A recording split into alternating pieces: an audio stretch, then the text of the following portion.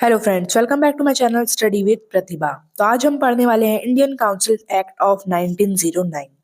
तो आइए शुरू करते हैं अपनी इस वीडियो को और देखते हैं इंडियन काउंसिल एक्ट ऑफ 1909 जब आया था तो उसके क्या फीचर्स थे।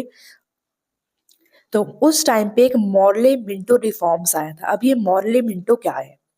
ये दो लोग हैं। एक का नाम है लॉर्ड मॉर्ले, जो हमारे इंडिया के सेक्रेटरी ऑफ स्टेट थे, जो मैंने आपको इससे पहली वाली वीडियो में बताया था कि अब जो काउंसिल सेक्ट आ रहे हैं उसमें दो लोग होंगे हेड, एक secretary of state of India और एक होंगे वाइसरॉय ऑफ इंडिया। तो वाइसरॉय तो बन चुके थे लॉर्ड मिंटो और लॉर्ड मॉर्ले बने थे secretary of state for India. अब इस एक्ट के कुछ फीचर्स जान लेते हैं। तो इसका पहला फीचर है, इस टाइम पे जो साइज है लेजिस्लेटिव काउंसिल में जो मेंबर्स को ऐड करे थे उनका जो साइज है वो थोड़ा बढ़ चुका था। चाहे वो सेंट्रल के लिए काम कर रहे हो चाहे वो प्रोविंशियल के लिए काम कर रहे हो। सेंट्रल का मतलब है पूरे भारत देश में उनकी जहाँ पे भी ब्रिटिश सरकार का राज है वो वहां के लिए काम कर रहे थे।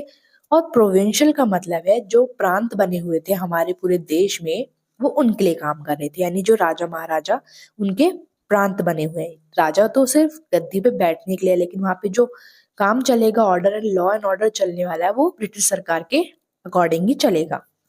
तो सेंट्रल के लिए थे वहां पे 16 से 60 तक मेंबर्स थे इसके बीच में। और प्रोविंशियल के लिए कोई ऐसा फिक्स नहीं था, प्रोविंशियल में ज्यादा भी हो सकते हैं। जो हमारा प्रोविंशियल उसमें ज्यादा मेंबर्स भी हो सकते हैं और कम भी हो सकते हैं। अब हम देखते हैं इसका सेकंड फीचर।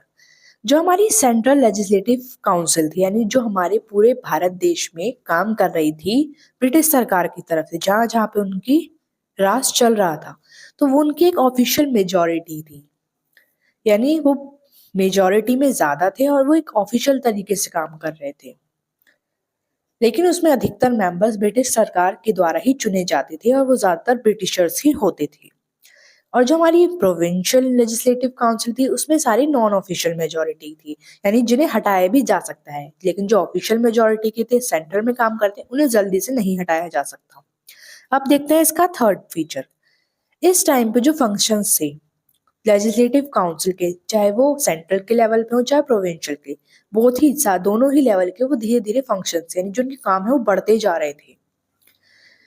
जैसे हम एग्जाम्पल के लिए यहाँ पे बताया कि जो मेंबर्स थे उनसे बार बार क्वेश्चंस पूछे जाते थे और उनसे बजट के बारे में पूछा जाता था। इससे पहले जो काम चल रहा था कंपनी के अंडर, उनसे जो हेड होते थे उनसे इतने ज्यादा सवाल जवाब नहीं होते थे।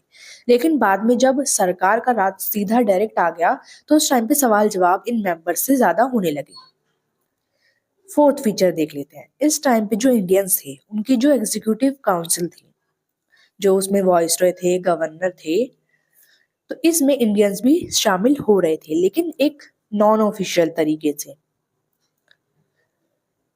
इस टाइम पे जो सत्येंद्र प्रसाद सिन्हा है वो पहले इंडिया के वॉइसरॉय के एग्जीक्यूटिव बने थे और उनको एक लॉ मेंबर की तरह अपॉइंट किया गया था।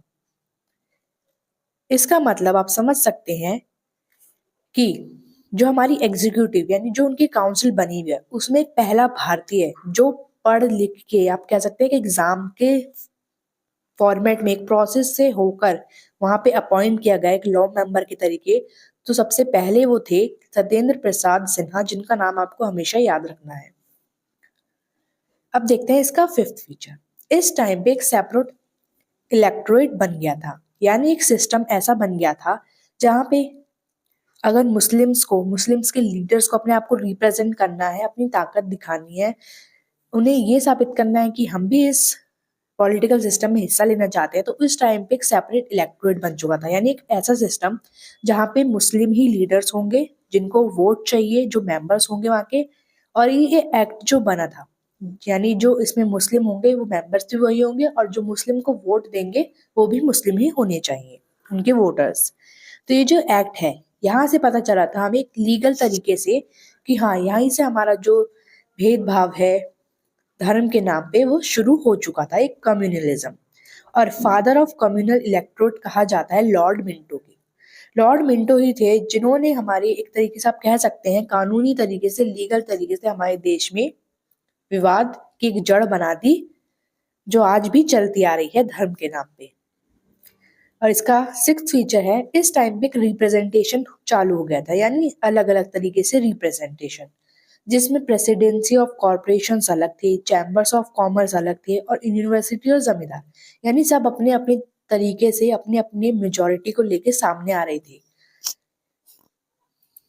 अगर यूनिवर्सिटीज के स्टूडेंट्स या टीचर्स हैं वो अपने आप को अलग तरीके से रिप्रेजेंट करेंगे और जमींदार जो होंगे वो अलग तरीके से अपने आप को दिखाने की कोशिश करेंगे।